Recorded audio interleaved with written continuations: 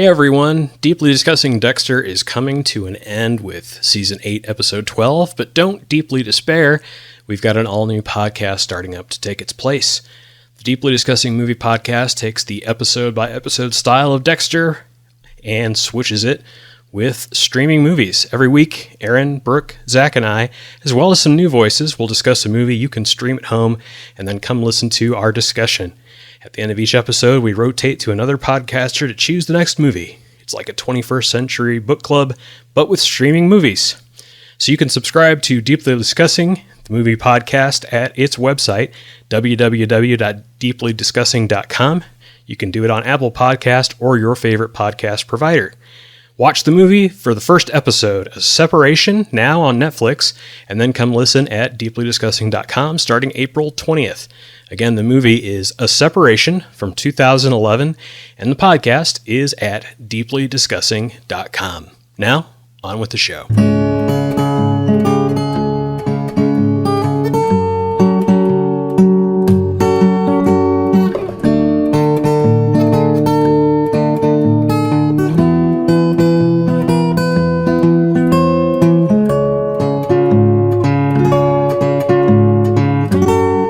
Welcome, Blood Brothers and Sanguine Sisters, to Deeply Discussing Dexter. I'm your host, Dale Maxfield. I'm joined by Aaron Caldwell. Hello. Brooke Merritt. Hi. And Zach Rowland. Hey, hey! And today we're discussing Season 8, Episode 7, Dress Code. On this episode, Hannah was just teasing with the drugging. Zach killed fan favorite Cassie, oh no. And Masuka overcomes his fear of daughter boobs. What did you guys think of this episode overall? Brooke, please lead off with this one, please. It's bad. It's bad.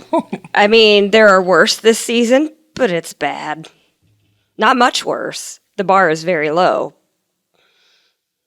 Yeah, I mean, it's like a big fat WTF, especially because of the first thing, the highlight that Dale points out is that Hannah just teasing about the drugging. Like, it's so stupid. It's so stupid. Like, why do it in the first? We'll get there. I don't want to. We'll get there. It's final seasons have to end in cliffhangers every episode, even though there's no payoff for them ever. Even if they never wrap them up. Yeah. This episode was so bad for so many reasons. Like, yay, Hannah's back. And also here's Julian Sands, who we're not going to use. And here's Masuka's daughter's boobs, and he is just like there with them. And it's very weird and very terrible, and nothing good happens. Now, but you have to weigh the two sides of that there, which is, are daughter boobs the ultimate comeuppance, the ultimate anti-Masuka move? If we cared about Masuka, probably, but we don't. No, I mean, if we cared about, like, destroying Masuka, is that like his kryptonite, his daughter boobs? See, I take it that they're trying to do some kind of redemption thing, like, oh, he sees the error of his ways because he has a daughter and she has boobs, but we don't care enough about Masuka to care about him having redemption. It's the first time he's thought about the fact that women might be people. So. Still scum. Yeah, I mean, we can look at it that way, or we can look at it as this is terrible, and why did they even do this? I reject the redemption arc. Yeah, I reject your reality.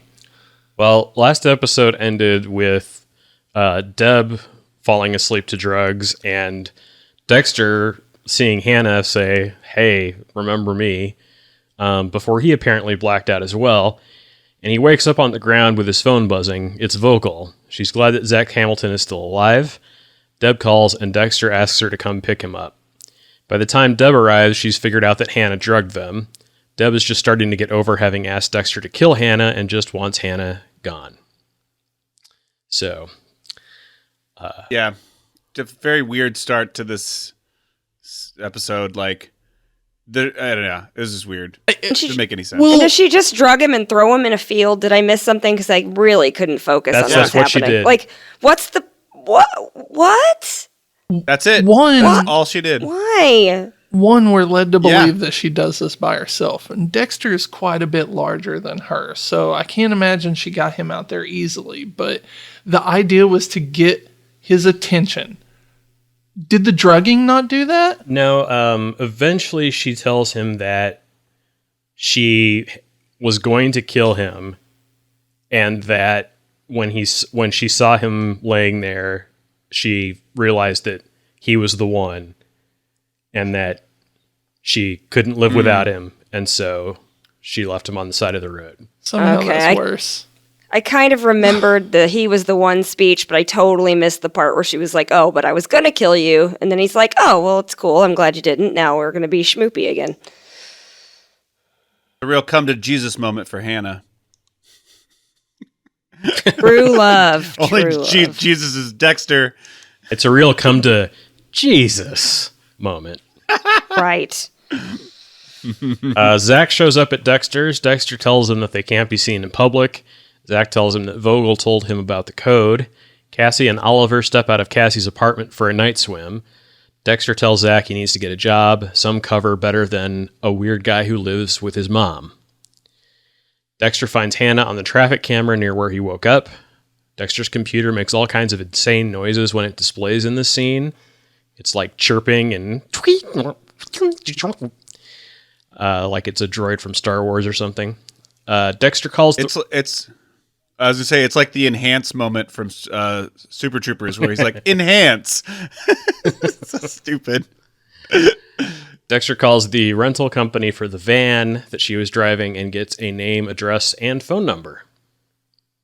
Which I will say, very convincing. You know, you can call them up and just say whatever fake badge number, and they're like, "Yeah, sure, no problem. Let me just get all the information for you that you want in the world." It's like, God, good old Miami, you know? Murderer's paradise. I mean, that's probably the most realistic thing in the world. That person at the rental company doesn't want to get hassled. They just want to go do their job and go home. So, like, yeah, here's all the information, dude. I don't care.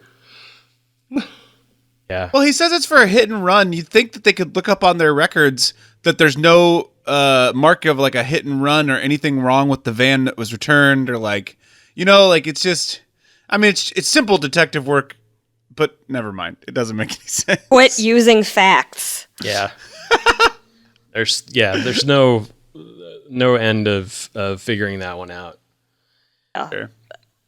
Just as logical as the dump into the field with Dexter. Quinn will totally think about moving in with Jamie. Nikki, the daughter of Masuka, says she overreacted to Masuka's check, and she has to work in a, quote, sports bar called Lucky Pete's. That seems legit. Of course, we'll come back. Dexter sees Hannah and a man in a suit kiss next to a big yacht. He tries to follow them into a private club, but doesn't meet the dress code. Dexter calls Zach. Zach's dad is a member, and he can get Dexter inside. And how desperate are they really to come up with titles, by the way, to tie them in with the episode, that they're just like, what's something? Dress code, which it was like a 2 split second, and that's what they titled it. Yeah. It wasn't What even are they going to part of call the it? plot. Daughter boobs? I mean, that would be better, but it's just like, they're not even trying. They're just, it's like they're spinning a wheel of what's something we said in this episode. Spin, okay. Yeah. Yeah, I gave up on the titles a long time ago. I mean, everything is they're great, illuminated. but I got another one for you. Miles and miles to go. Yeah. Zach keeps an eye on the mystery man, and Dexter confronts Hannah at the bar. She says her name is Maggie now. She's married to the guy, Miles. Miles tells Dexter that Maggie told him that Dexter ratted her out and got her put in jail. They leave. Zach asks if Dexter is going to kill Miles, but Dexter says he only kills people that deserve it. Dexter tells Deb about Maggie and her new marriage. Deb asks Dexter if he can be objective about Hannah, and they're interrupted by Harrison, who overheard and wants to know about Hannah. And there we have even though, to be fair, Harrison is a lot younger than original Cody, but we have that really badly. Hannah is here! Like, Yeah. I'm nitpicking, but... What are you expecting? No, that's exactly what I thought too. When he said that, I was like, yeah. They could have had him not reread. He can't read, but say it again until he at least enunciates the right word. Kids are trainable. The best part of this scene is at the very end where Deb's like, I didn't even get a hug, but Hannah gets all the attention. And Dexter mentions that even he can't compete with Rasta Mouse. Yeah. There is a show called Rasta Mouse, and that is amazing. Yeah, didn't you hear the dialogue from it? No. There's like straight up a part where Harrison's sitting there watching TV and there's this like, yeah, man, give me that cheese, man. It sounds good. Yeah. Yeah. Oh my God. I'm going to have to go back and listen to that. Rasta Mouse has better writers than Dexter. True. What kind of awful Jamaican accent is Harrison watching? And then they're like, oh, it's Rasta Mouse. Okay. And then the next scene is Masuka and daughter boobs.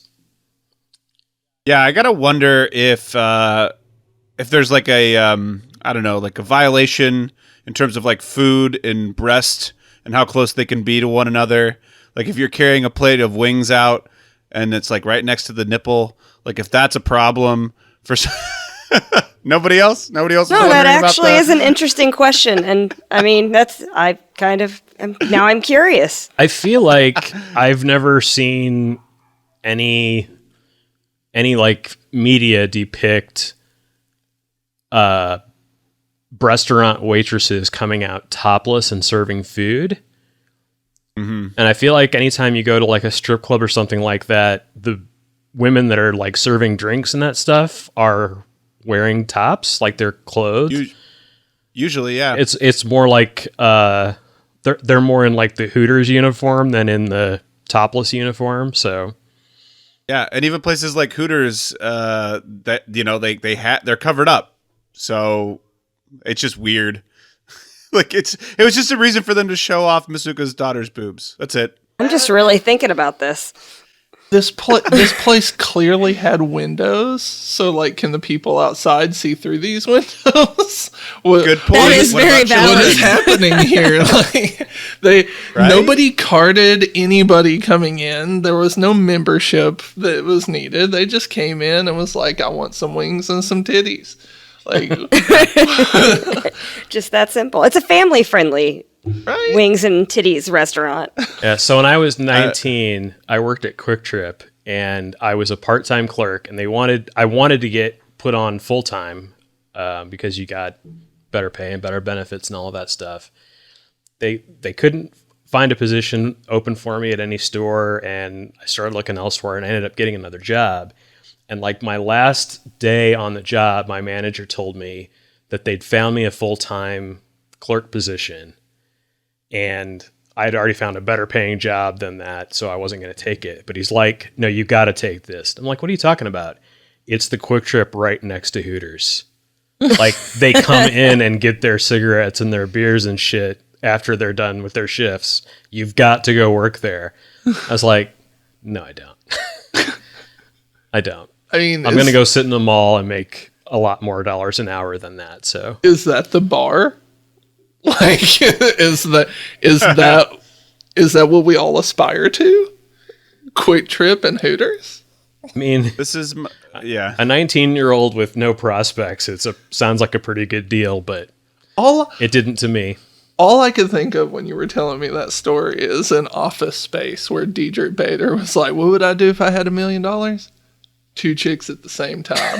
that's all I could think of. It's like lowered fucking expectations. Well, it's like the really nerdy guy that I used to work with too that said, I don't get what the whole thing is with Hooters. Like, I don't think their wings are that good. And we're like, dude, it's not about that's the not wings. the point. Like, they're fucking expensive, but there's a whole other thing going on there. He's like, oh yeah, all right. I was just thinking of a quick scene for this family-friendly restaurant where the breasts are out. So the dad brings the son in, and then the waitress comes up, and she's like, well, what can I get you to drink? And the dad's like, oh, I'll have a Bud Light and milk for the boy. Nobody? Yeah. No I knew where you were going. I was just waiting to see if you could pull it off, and you didn't. No. Yeah. No. It's like you were waiting. You were waiting for us to get the punchline before you actually finished the punchline. So true. you gave up on well, it before you even gave us a chance. Well, I'm just I'm trying to hit the same level as the show, so I think I met that bar. Well, yeah. I guarantee you far exceeded. lactating into someone's food is not health code appropriate. That's what I'm saying. But most of them don't lactate, Zach. Oh, I don't know how boobs work. I just assume they all have milk in them. We're getting anatomy lessons Who today. does? They're Great. such a mystery. That's crazy. I've never seen them. They're such a mystery. Deb talks to Vogel about Hannah. Vogel tells Deb to trust Dexter and to try avoid incriminating Dexter by turning Hannah into the Marshal Service. Zach and his lawyer show up at Miami Metro and ask them to stop surveilling him. Matthews agrees that Quinn will back the fuck off. Dexter meets Zach in the parking lot. He tells him the first thing he has to learn is how to wait, control himself, and get the timing right. Was it the end of that scene where he tells Batista that he's going to move in with Jamie? Yeah. Okay. He just like drops a bomb like, oh yeah, well, boom. I also like the fact that he says, he's like, Detective Quinn, do you have anything to say? I think he's guilty as fuck.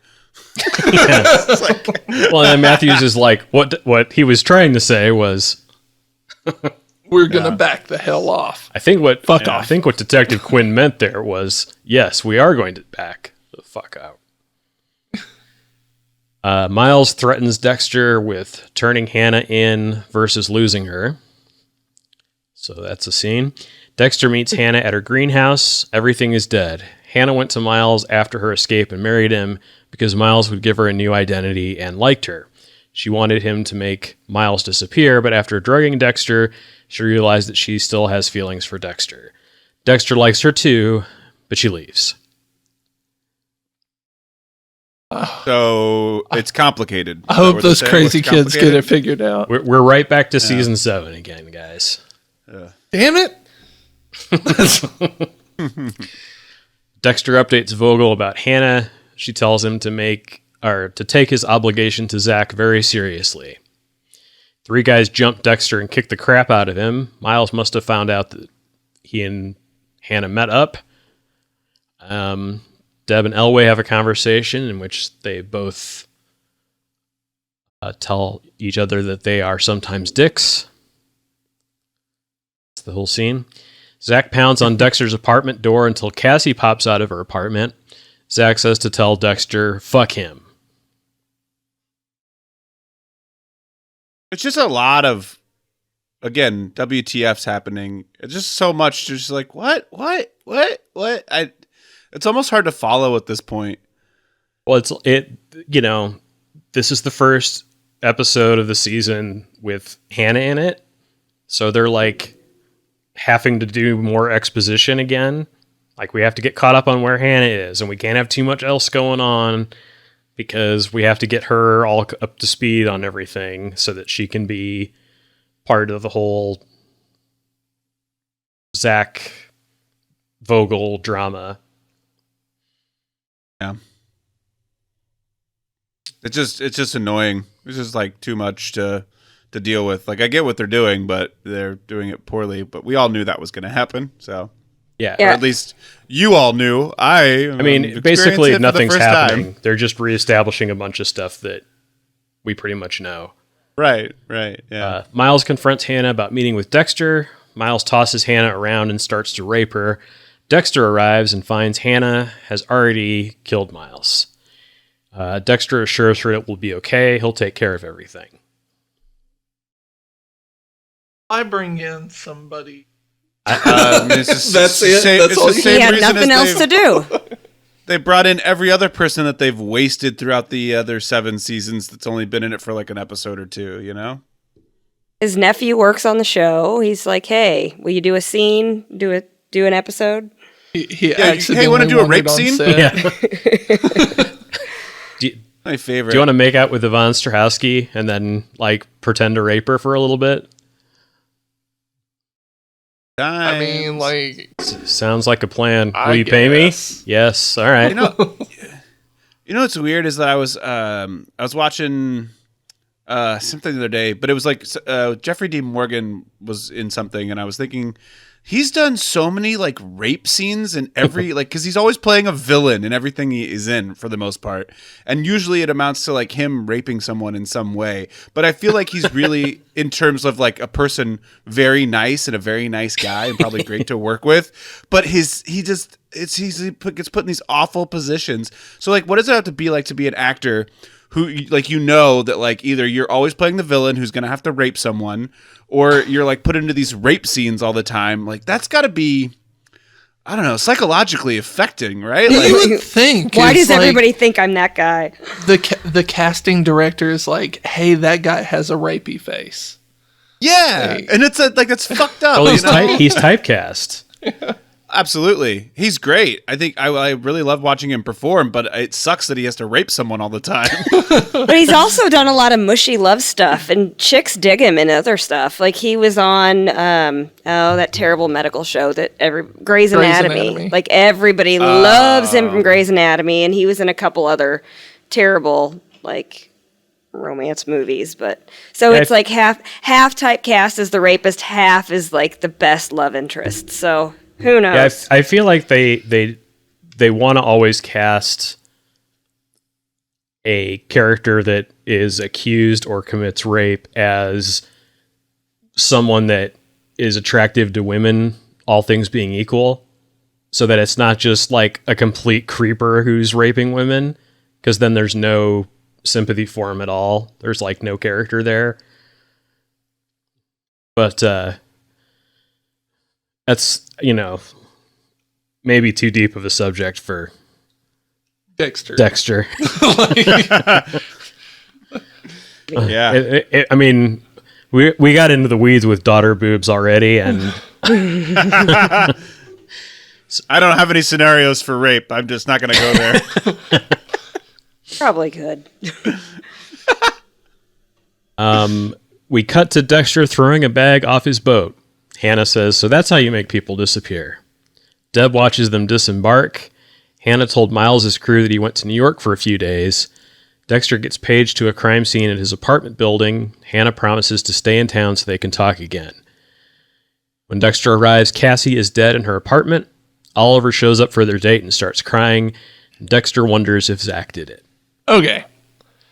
Let's put her apartment in quotations because she is next door, the apartment to the left of Dexter's, and she has windows on the right side of her apartment. Yeah, she is, isn't she? Yeah. As Zach walks by, she is. You're right. Yeah. Which is where we always saw Jamie going. No. There is an apartment between. There's an apartment between. It's not very clearly shown, but the door to Dexter's apartment and the door to the apartment just adjacent to it that he also has, the doors are right next to each other, and her door is not. So when Zach walked by, he went by the other door? I guess I missed that part. Because I thought the same thing. He was standing in front of Jamie's door, or the daycare door. Either way, the windows wouldn't be there. Like, right. she's they obviously used Dexter's apartment set for her murder scene, because he even says when he walks in, "This could be my apartment," because it's like arranged the same way. Like it's the same. Because it is your apartment. Yeah, it's the same orientation, but yes, it actually is Dexter's apartment. Just different set design, different set dressing. It just threw me off. I'm like, why are there so many windows in this place? She's to the inside of the apartment building. She can see straight through the daycare apartment and straight through Dexter's apartment to the outside sun. So it's all double-sided. Lots of one-way mirrors involved. Yeah, there you go. Yeah. That's why she likes Jamie so much. She watches her shower every day. Oh. I knew there was a reason Jamie was still in this show. Also, daughter boobs. Really? I'm I guess sister boobs. It would be for Batista. I am sad that Cassie's dead because another friendship lost. And it's always sad to see friends go. But really what disappoints me is the fact that Dexter is now taking out Vogel and oh crap, what's her name? His sister. I can't remember. Deb? Vogel, Deb. We've broken Zach. You're like 0 for 3 tonight, man. And now Hannah, I know I'm terrible. It's because I haven't done enough. I haven't done enough drugs today, and normally I'm on a lot more drugs when I do this. So he's taking out Vogel, Deb, and oh shit, what's her name? Hannah on the boat, but never Cassie. Even though he talks to Cassie about what he does with his boat, which I think is a very nice friendship moment. Am I getting anywhere with this? I think no. Okay, I'm not sure what's happening right now. You may be getting yourself committed. I don't know about anything beyond that. You're making about as much sense as this episode. It might be the Dayquil too. The Dayquil does weird things to me. So that's some different drugs. Good stuff. This was directed by Alec Sakharov. He was the DP on 38 episodes of The Sopranos, 4 episodes of Game of Thrones, including the pilot. This is the only episode of Dexter he directed, and he went on to work on Game of Thrones, Ozark, House of Cards, and the forthcoming Netflix series The Witcher. The episode was written by Erica Lizanne Mintman, who previously was a writer on South of Nowhere. On Dexter wrote 1 episode for each of season 6 through season 8. This is her last written episode of the series. And she's gone on to work on Elementary and Timeless. What was the best line of the episode? And we're having to stretch so hard for this. Go ahead, Rostamouse. Rostamouse. Yeah, man. Just bringing in Rostamouse. Even I don't trump Rostamouse. That's the best line. I agree.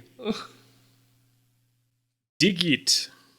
I missed most of Rostamouse. Somehow I missed that. So I went with Deb saying to Cassie, just because you have to pick something. Dexter is not a mystery you want to solve. Mm-hmm. I don't really have one, so I'll just go with Zach saying fuck him. When in doubt. How about the worst line of the episode? Daughter boobs. I didn't know you worked in a restaurant. You didn't like that one? Like Daughter boobs is the worst. Daughter boobs for sure.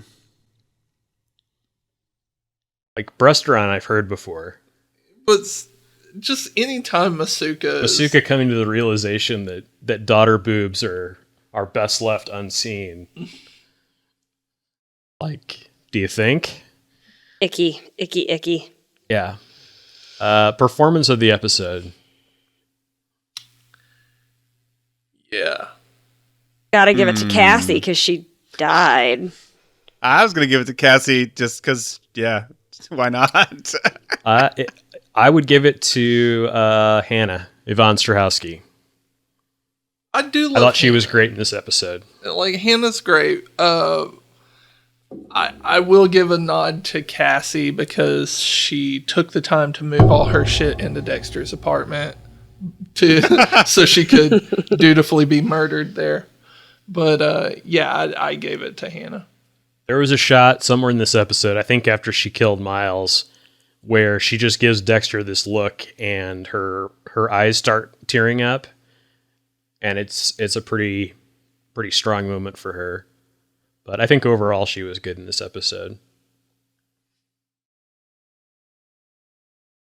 Fine, Dale. Fine. I'm sticking with Cassie. Thanks for I'm listening. Not changing my mind. Thanks for helping with the episode. This has been Deeply Discussing Dexter. We'll see you on the next episode.